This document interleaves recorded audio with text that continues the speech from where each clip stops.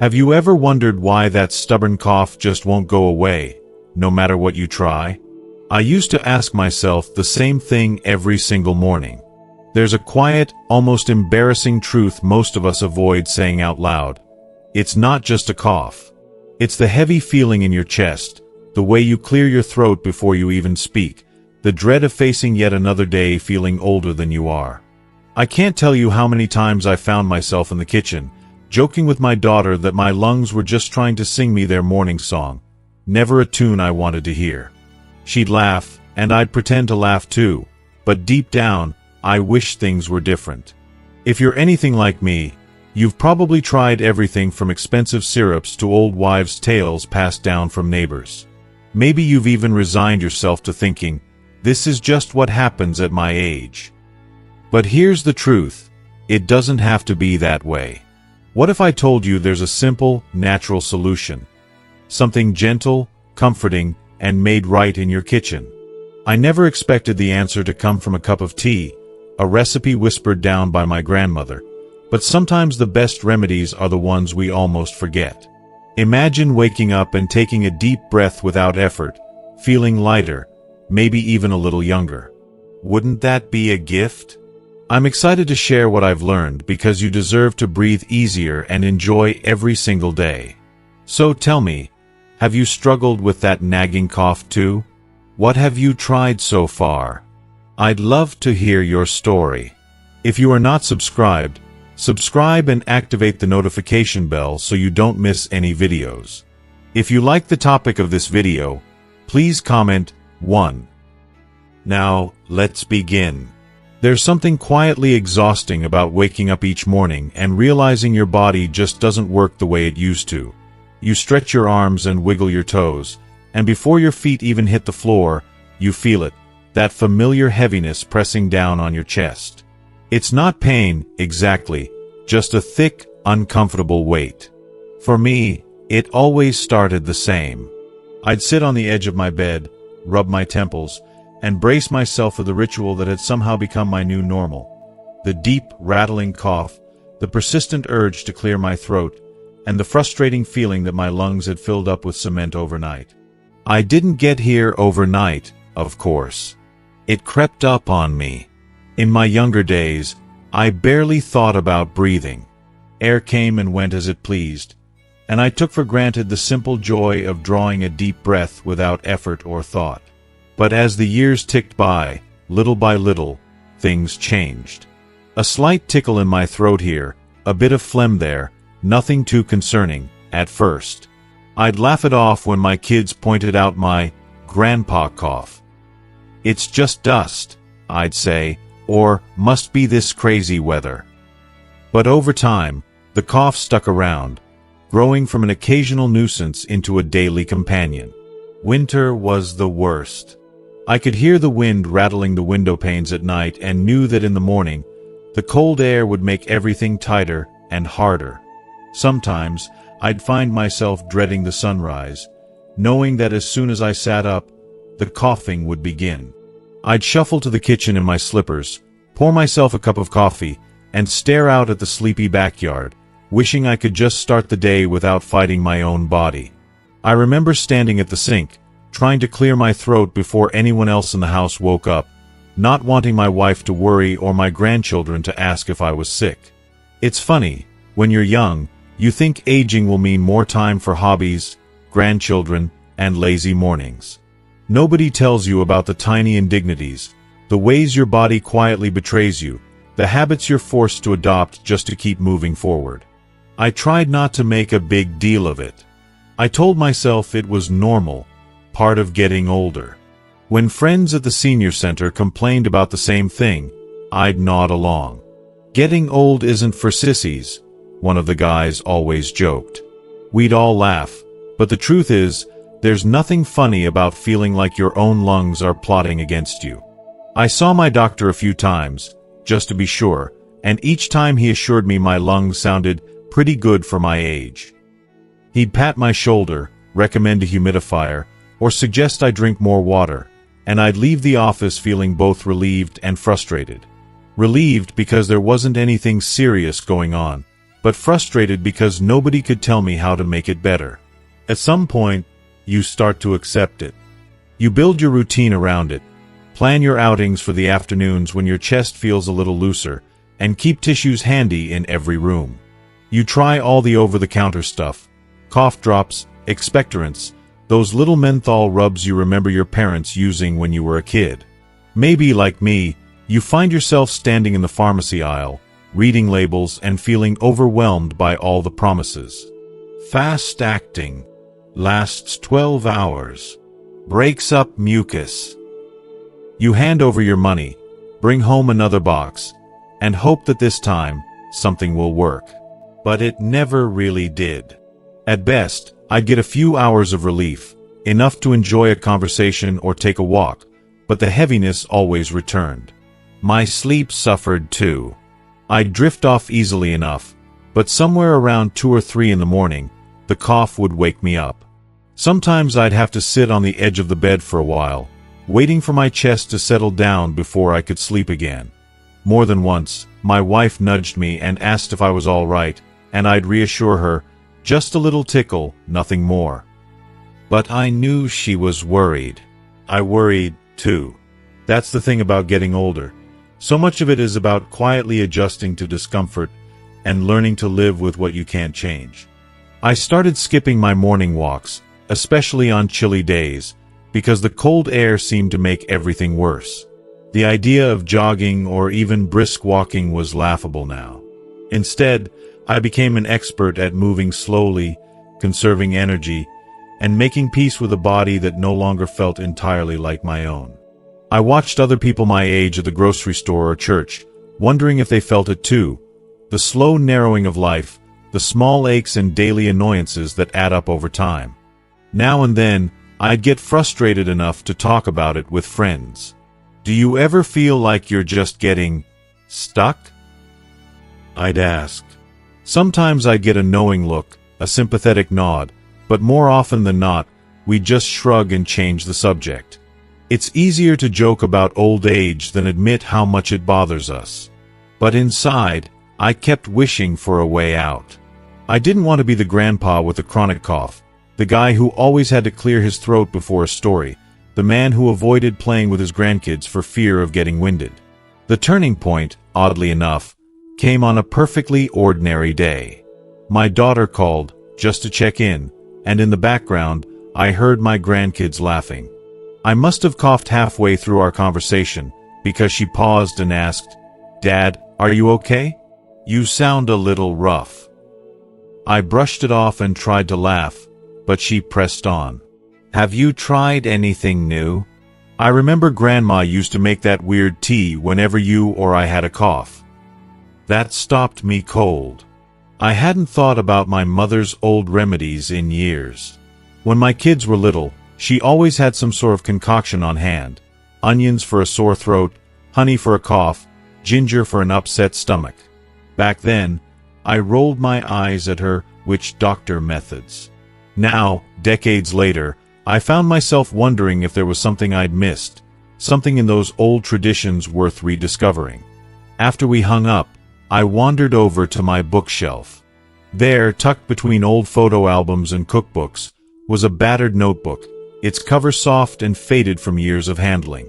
My mother's handwriting filled every page, neat and careful, each recipe annotated with little notes. Good for colds, for chest tightness. Grandpa liked this one. I smiled, running my fingers over the pages, remembering all the times I'd sat in her kitchen, watching her peel onions and slice ginger, her hands steady and sure. The recipe for her cough tea was right where I remembered it. Ginger, thyme, lemon, red onion. Simmer with love. She always said the last part with a wink, and I used to laugh, but now it felt almost like a prayer. I could hear her voice in my head, gentle and reassuring. "Natural things take time, honey. You can't rush a good remedy." I wondered if that was the secret. Not just the ingredients, but the patience, the care, the belief that something simple and homemade could work. My first attempt was clumsy. I found a piece of ginger at the back of the fridge, chopped it up with shaking hands, and added it to a pot of water with half a red onion, some sprigs of thyme from the garden, and a slice of lemon. As the water heated, the kitchen filled with a warm, spicy scent, and for a moment, I felt like a child again, sitting at my mother's table, waiting for her to ladle out a mug of steaming tea. I let it simmer, not expecting anything. After all, if all those pills and syrups hadn't helped, how could a few roots and herbs make a difference? But when I poured the tea into a mug and wrapped my hands around it, something shifted. The heat seeped into my fingers, the scent wrapped around me like a hug, and when I took the first cautious sip, I felt a warmth spread through my chest. The taste was strong, sharp from the ginger, sweet from the honey I'd added at the last minute, earthy from the onion. Not exactly delicious, but comforting all the same. That night, for the first time in months, I fell asleep without a struggle. No coughing fit at 2 a.m., no burning need to clear my throat before I could speak. I woke up in the morning and, almost without thinking, took a deep, easy breath. The heaviness was still there, but lighter, somehow. I couldn't help but smile, a small, private victory before the day even began. If you are still watching this video and find these lessons useful, please comment 1 below to let me know that you are still here with me. Encouraged, I made the tea again the next day, and the day after that. Each time, the ritual felt a little easier, a little more familiar. I started to tweak the recipe, sometimes adding a cinnamon stick, sometimes using fresh mint if I was out of time. It wasn't magic, and I still had rough mornings, but little by little, I noticed changes. My cough eased up. My chest felt less congested. My energy returned. I found myself wanting to go outside again, to walk in the sun, to laugh without worrying about hacking up a lung in front of my grandkids.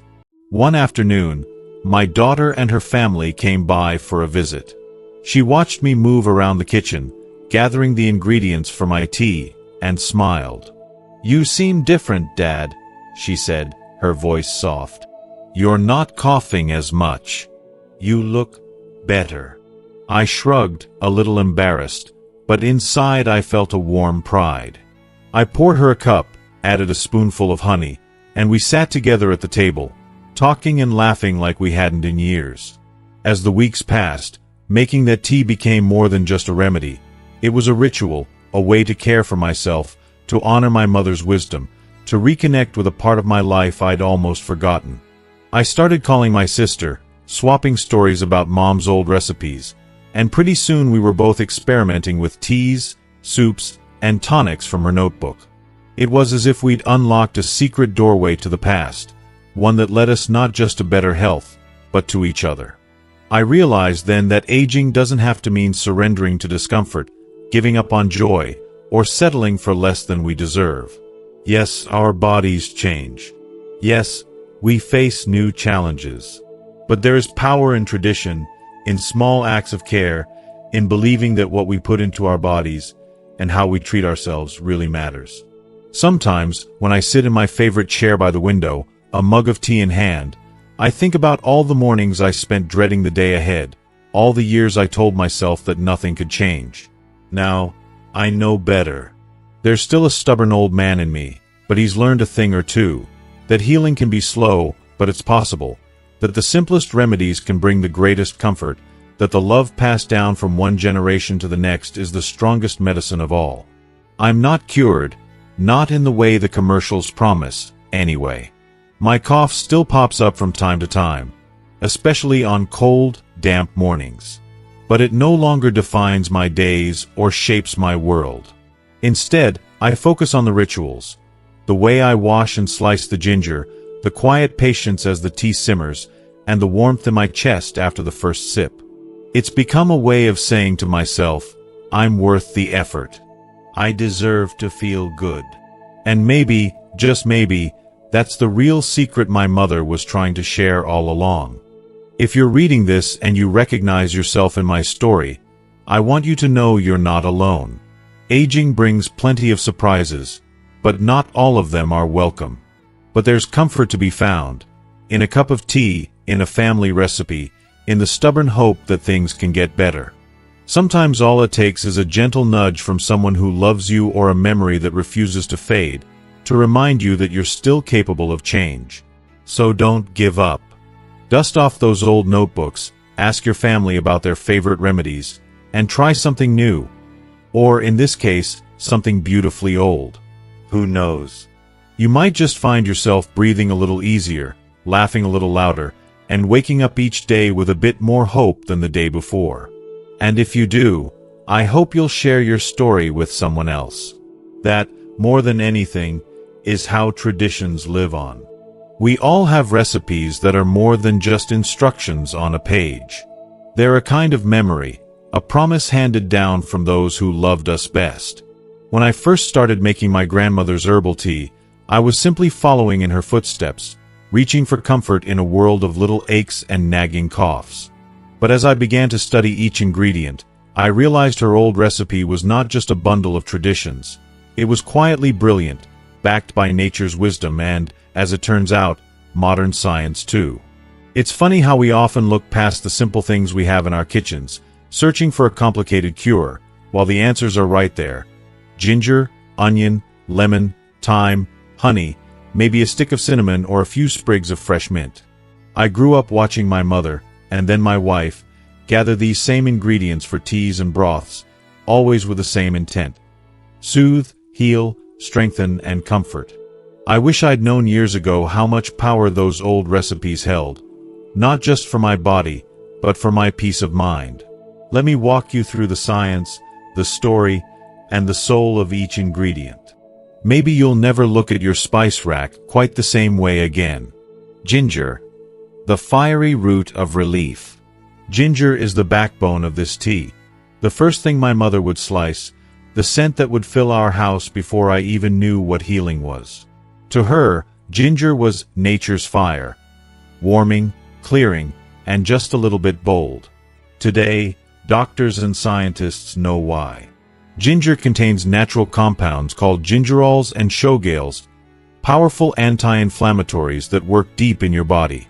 When you're dealing with that heavy, achy feeling in your chest, it's often inflammation in the airways that makes breathing harder. Gingerols help relax the muscles around your air passages, making it easier to draw a full, comfortable breath. But ginger is also an expectorant, which means it helps loosen stubborn mucus, letting you clear your chest without all that miserable hacking. And it gets even better. Ginger also boosts circulation, helping oxygen and nutrients move freely throughout your body, and giving tired muscles, including the heart and lungs, a little extra fuel. If you're the kind of person who feels the cold deep in your bones, a cup of ginger tea is like lighting a gentle fire in your belly. Red onion, the humble healer. Most people wouldn't think to put onion in their tea, but my mother swore by it, and now I know why.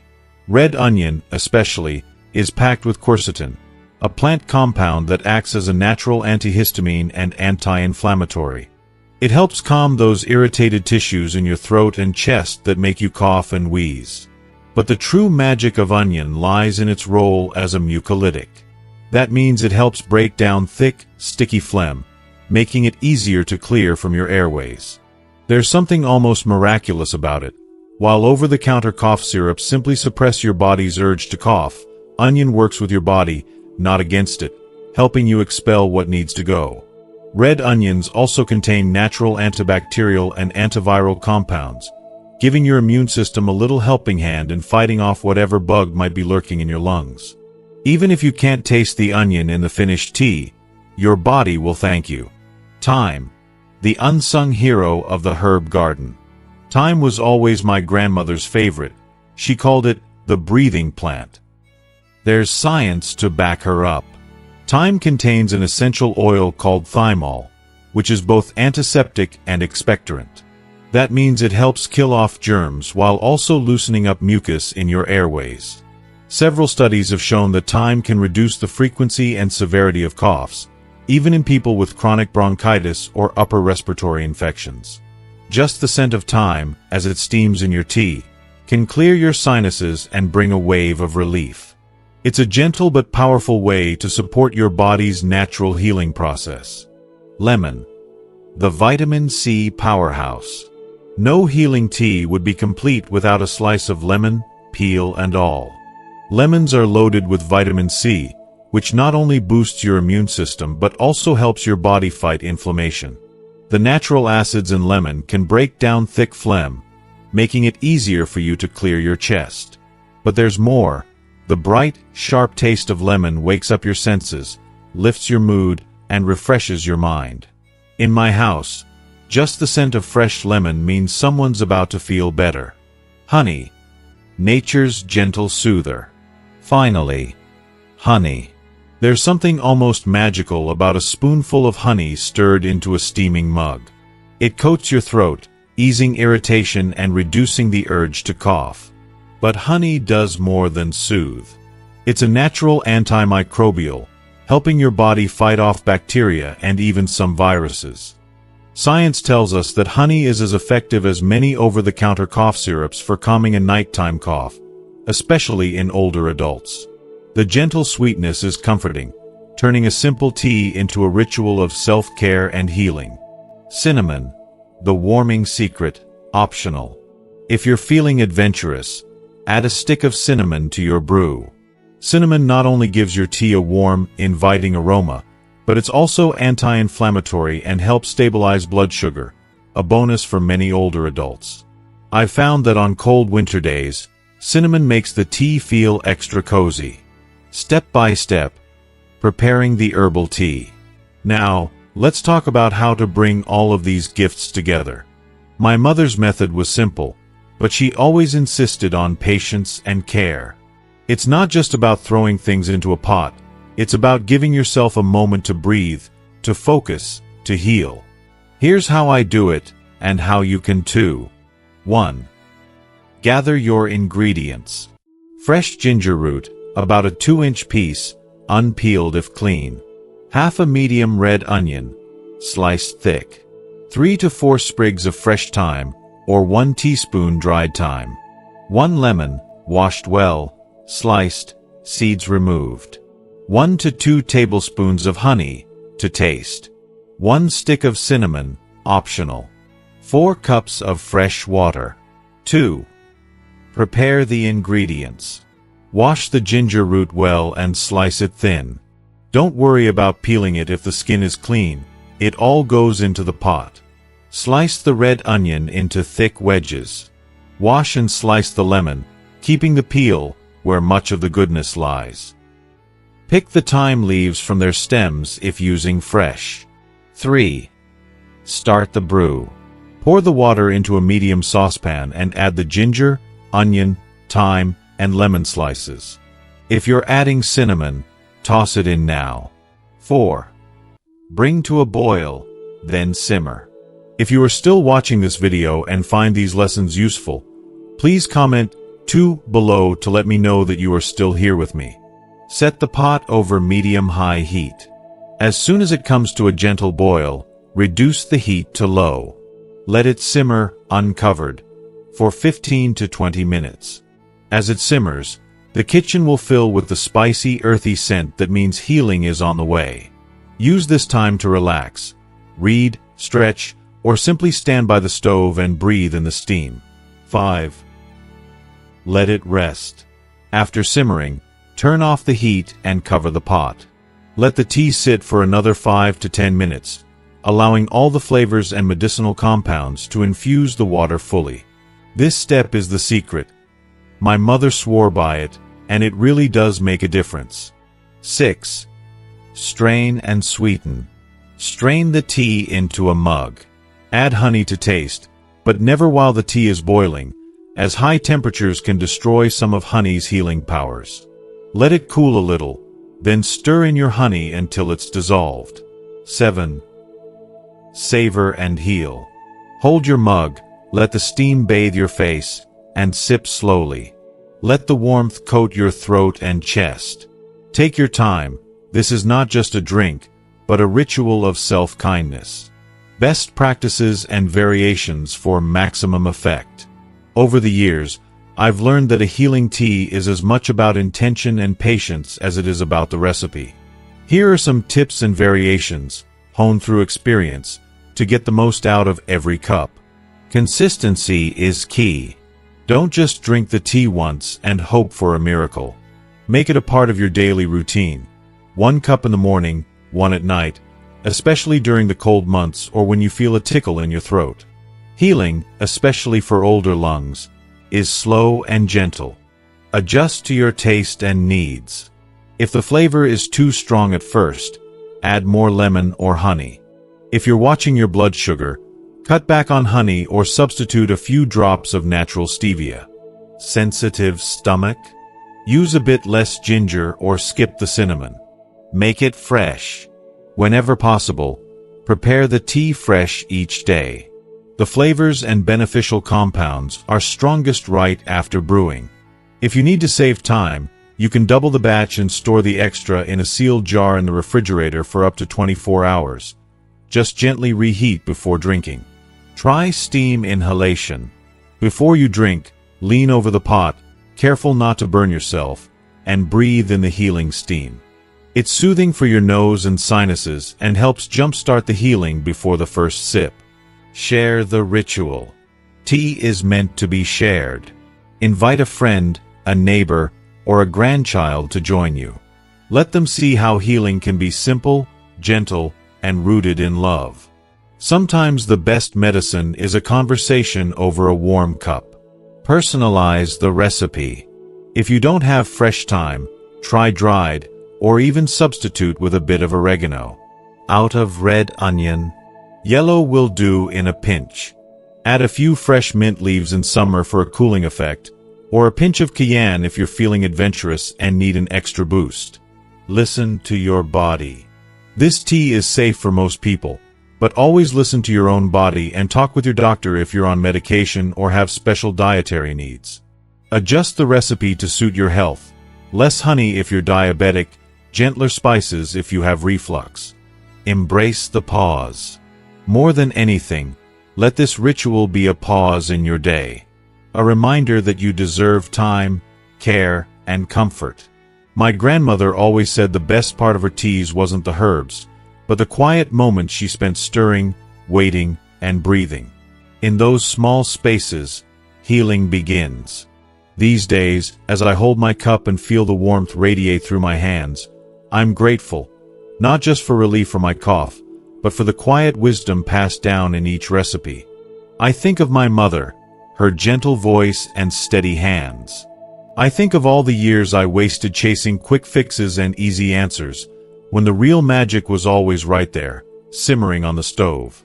There is no secret formula, no guarantee.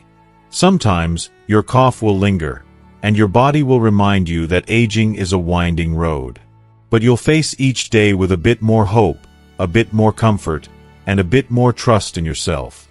Every cup is a promise that healing can be gentle and that you are still worthy of care. So, go ahead. Brew your tea. Breathe in the steam, sip the warmth, and let yourself believe, if only for a few minutes, that the best remedies are the ones made with patience, tradition, and a loving hand. A few weeks into my new tea ritual, the rhythm of my days changed in ways I never expected.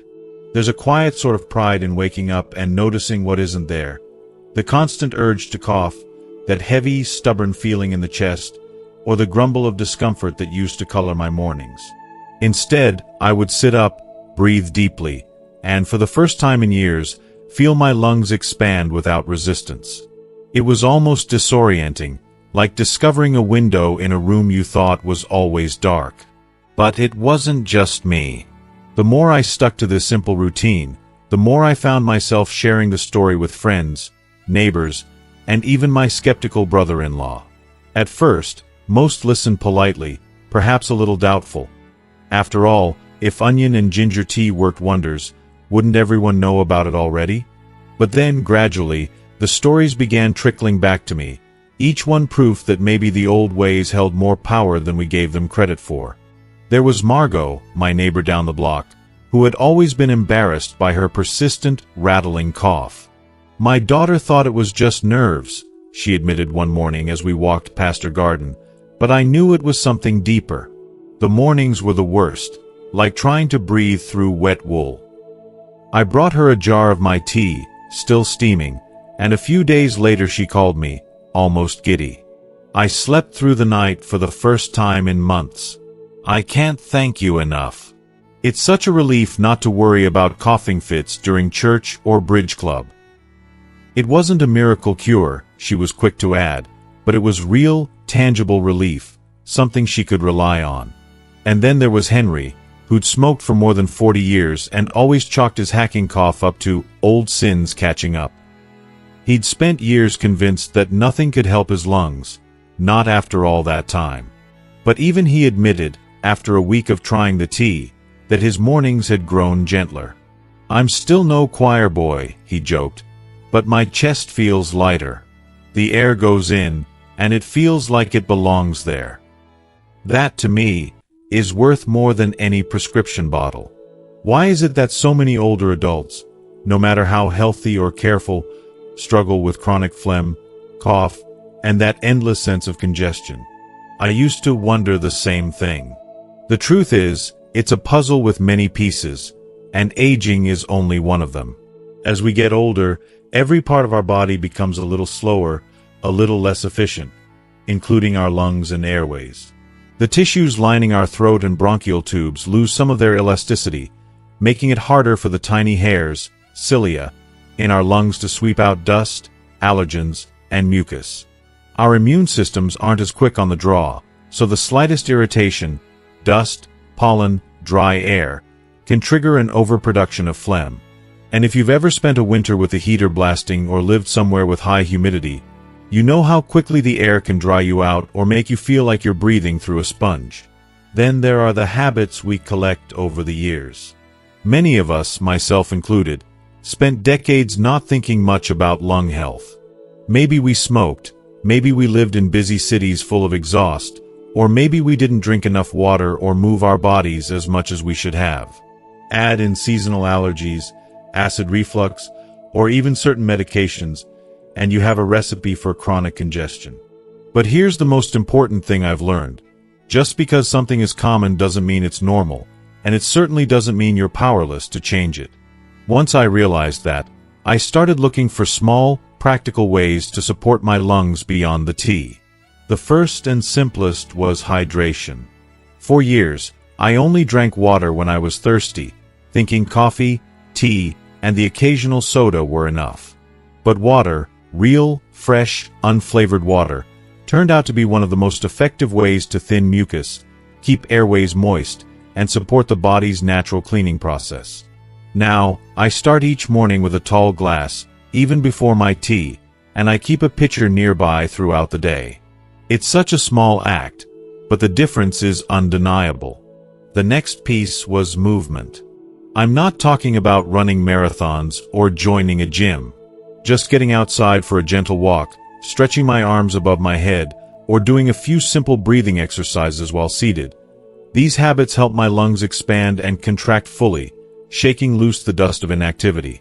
Even on days when I don't feel up for much, I try to move, if only to remind my body that it's still alive and capable. Another change was learning to manage my environment. I started cracking the windows, even in winter, to let fresh air circulate. I invested in a small humidifier to keep the air from getting too dry at night. I dusted and vacuumed more regularly, paying extra attention to curtains and upholstery where allergens love to hide. Little by little, my home felt lighter, my breathing easier. If you are still watching this video and find these lessons useful, please comment 3 below to let me know that you are still here with me. And I learned to listen to my body. Some days, a tickle in my throat was just that, maybe a speck of dust, maybe a dry mouth. On other days, it was a warning to slow down, rest, or make an extra cup of tea. I stopped feeling embarrassed about coughing and started seeing it as my body's way of asking for help. Of course, even the best routines can run into trouble if we're not careful. As word spread about my herbal tea, friends and neighbors began calling with questions. Some practical, some a little worried. Is it safe if I'm on medication? The answer is, in most cases, yes. The ingredients in this tea are gentle and natural, and for most people, they won't interact with common prescriptions. But, as always, it's wise to check with your doctor, especially if you're taking blood thinners, diabetes medication, or have any allergies to herbs or honey. What if I have diabetes? For those watching their blood sugar, it's best to skip the honey or use a small amount of stevia instead. The rest of the ingredients are low in sugar and won't spike your glucose. Should I boil everything together for a long time to get the most benefits? This is a mistake I made myself in the beginning. High heat can destroy some of the delicate compounds, especially in honey and lemon. The best method is to bring the water to a gentle boil with the roots and herbs, then let it steep off the heat. Honey should only be added once the tea has cooled slightly to preserve its healing properties. Can I make a big batch and drink it for days? While it's tempting to save time, herbal tea is most effective when it's fresh. If you need to make extra, keep it tightly covered in the refrigerator and use it within 24 hours. Always reheat gently. Never let it boil again after the first brew. Can children or folks over 80 drink this? Absolutely, but use a lighter hand with stronger flavors like ginger and skip the honey for babies under 1 year old. For the very elderly, a milder brew is gentler on sensitive systems. Of course, not every attempt turns out perfect. Some friends found the flavor too strong at first, easy enough to fix with extra lemon or a bit more water. Others forgot to strain the tea and ended up with onion slices at the bottom of their mug, which, I admit, takes a certain kind of bravery to drink. But each small mistake became part of the process, a reminder that healing is a journey, not a destination. What's truly heartening are the stories that keep coming back to me, like postcards from lives quietly changed for the better. I remember the letter from Sandra, a retired nurse who'd spent years working the night shift. She wrote, "For so long, my chest felt heavy, especially after cold winter nights. I started your tea, added a bit of chamomile for nerves, and within a week, I felt a lightness I hadn't known in years. My energy is back, and so is my hope." Or Peter, a Korean War veteran who'd seen more than his share of hardship. He called to tell me, "You know, I doubted it. But after a week, I was clearing my throat less, sleeping through the night, and, maybe it's just me, even feeling a little less cranky in the mornings. My granddaughter says I'm easier to live with now."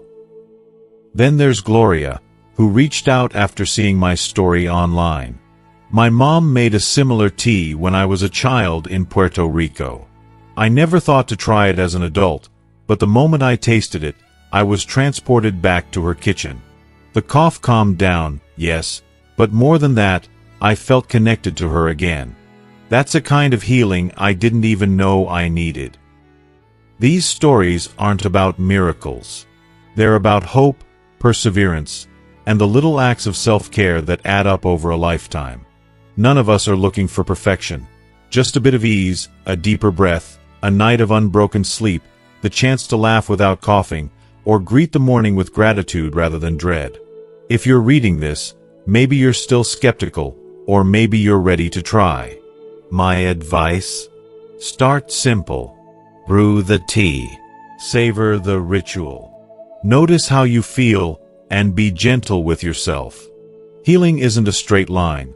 It's a dance, a conversation between your body and the years you've lived. And as you continue, remember these small lessons. Hydrate, move, and let in fresh air whenever you can.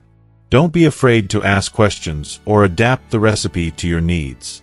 Share what you discover, because health, like all good things, grows when it's given away. In my own family, the tea has become more than a remedy. It's a moment of connection, a reason to slow down, to tell stories, and to remember those who came before us. My granddaughter, curious and adventurous, now insists on helping me chop ginger and squeeze lemons. She calls it our magic potion, and maybe, in a way, she's right. So if you find yourself battling that familiar weight in your chest, waking up with a stubborn cough, or just feeling a little worn by the passing years, know this: you are not alone, and there is always room for hope. Sometimes, Healing starts with a cup of tea, a few quiet moments, and the faith that the old ways might just have something new to offer. And if, one morning, you wake up and realize you can breathe a bit easier, don't keep it to yourself. Share your story. Pour a cup for someone you love. Let's keep the circle unbroken. One sip, one breath, one grateful heart at a time. As we come to the end of this journey together, I want to remind you of something simple but powerful. Caring for yourself is the greatest gift you can give, not just to your body, but to your spirit. I know firsthand how frustrating it can be to struggle with that lingering cough, the heaviness in your chest, and the restless nights that follow. But what I've learned is that relief doesn't always come from complicated treatments or expensive medicines. Sometimes, it comes from a humble cup of tea, steeped in tradition, patience, and love. This tea, passed down through generations, isn't just a recipe. It's a connection to those who cared for us before, a gentle way to honor our bodies and minds as we age. It's a reminder that healing can be natural, slow, and steady, and that small acts of kindness to ourselves add up in ways we never imagined. If you felt even a glimmer of hope or relief from this story, I encourage you to try this ritual. Take a moment to breathe deeply, savor the warmth, and believe that you deserve to feel better. Your health, your comfort, and your joy matter, no matter your age. Thank you for sharing this time with me. If this video has touched your heart or helped ease your journey, please share your experience in the comments. Your story might be the light someone else needs. And if you found value here, don't forget to like, share, and subscribe for more gentle, caring advice made just for you. Remember, you're never alone on this path. We're all in this together, one breath at a time.